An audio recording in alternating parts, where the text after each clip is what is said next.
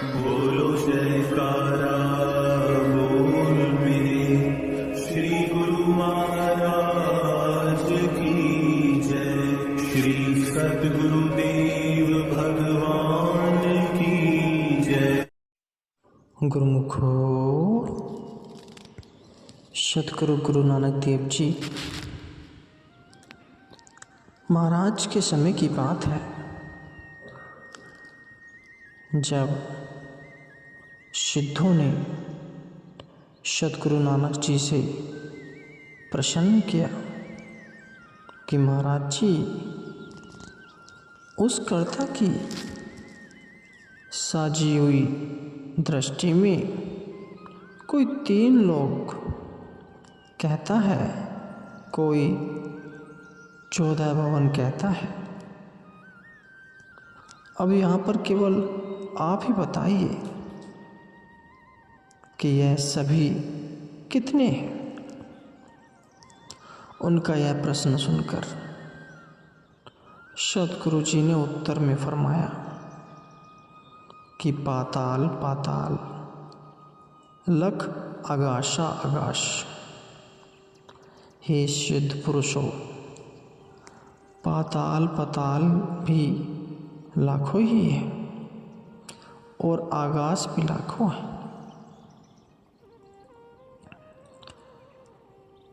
उड़क उड़क भाल थके, वेद कहन एक बात। यहाँ पर सतगुरु जी फरमाते हैं, इन्हें ढूंढ ढूंढ कर थक गए हैं, भाव की अंत नहीं पा सके। हिंदू और मुसलमान दोनों ही इनका अंत ढूंढते ढूंढते थक गए हैं, लेकिन इनका कोई अंत नहीं पा सका, क्योंकि वह बेअंत है। और चारों वेद भी एक ही बात कहते हैं कि वह बेअंत है और उसकी रचना अथाह है, जिसका किसी ने अंत नहीं पाया। भाव वेद भी बेअंत बेअंत कहकर ही पुकारते हैं। जगत गुरु सतगुरु नानक देव जी महाराज जब इन पंक्तियों का आचरण करते हुए जब बगदाद पहुँचे और ठीक शहर के बाहर एक सरोवर के किनारे पर सतगुरु जी ने डेरा लगाया। रात को सतगुरु जी ने आराम किया और सुबह अमृत वेले उठकर स्नान किया और श्री जपजी साहब का उच्चारण शुरू कर दिया। तो गुरुमुखो, दस्तगीर वीर का एक सादीर्घ वीर का एक शागिर्द पानी भरने के लिए और विश्राम करने के लिए वहाँ पर पहुँचा। तो श्री गुरु नानक देव जी महाराज जी के मुख से जपजी साहिब का पाठ सुनकर उसे बहुत शांति मिली। मंत्रमुग्ध होकर वह वहीं पर खड़ा पाठ सुनता रहा। यह देखकर सतगुरु महाराज जी ने उसके आगे एक और तुक पड़ी। गुरु जी के मुख से ऐसे वचन सुनकर उसके अंदर सुकून सा पैदा हो गया कि हमारे पीर जी 14 तबक बताते हैं, परंतु ये महापुरुष लाखों ही पाताल और आकाश बता रहे हैं।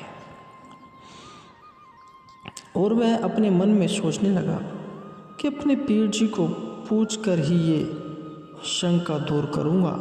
तो गुरुमुखो, कुछ समय सुनने के बाद पीर का यह मुरीद वापस पीर जी के पास आ गया। इतने में सतगुरु जी ने जपजी साहिब का पाठ खत्म करके राग में कीर्तन करना शुरू कर दिया और कुछ समय सुनने के बाद पीर का यह मुरीद वापस पीर के पास आ गया और विनती करके कहने लगा कि हे पीर जी, बाहर सरोवर के ऊपर 3 फकीर बैठे हैं और वह अपने कलाम में लाखों ही पाताल और लाखों ही आकाश कह रहे हैं। दूसरा, वह हमारी नगरी में आकर राग गा रहे हैं, जबकि यहाँ पर ऐसा करने की मनाही है। यह सुनकर दस्तगीर पीर क्रोध में आ गया और अपने क्रोध में आकर सतगुरु के ऊपर पत्थरों की मार करने के लिए बोल दिया। पीर ने सतगुरु के ऊपर पत्थरों की मार करने का हुक्म दे दिया। पीर जी का हुक्म मानकर शहर के सभी लोग हाथों में पत्थर लेकर सतगुरु जी को मारने आ गए,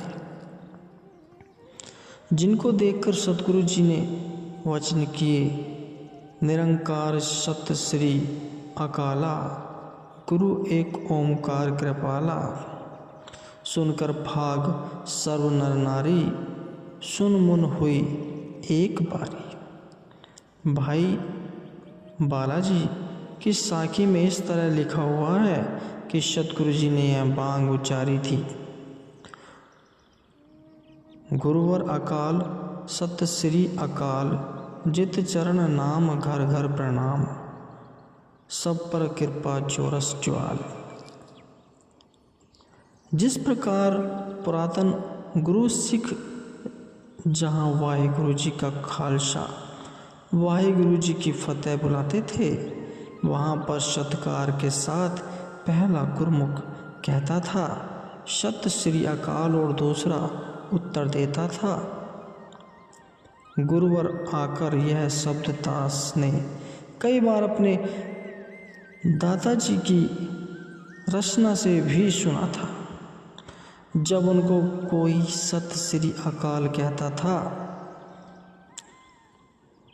जब उनको कोई श्री शस्त्री अकाल कहता था, तो वह जवाब में गुरुवर अकाल कहते थे।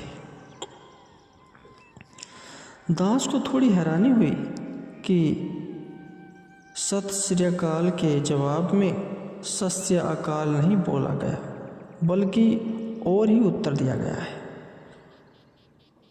तो सतगुरु नानक देव जी महाराज जी के समय से यह शब्द चला आ रहा है। यह पुरातन रीत आजकल के समय में आलोप ही हो गई है। हमें भी सत श्री या अकाल के जवाब में गुरुवर अकाल कहना चाहिए।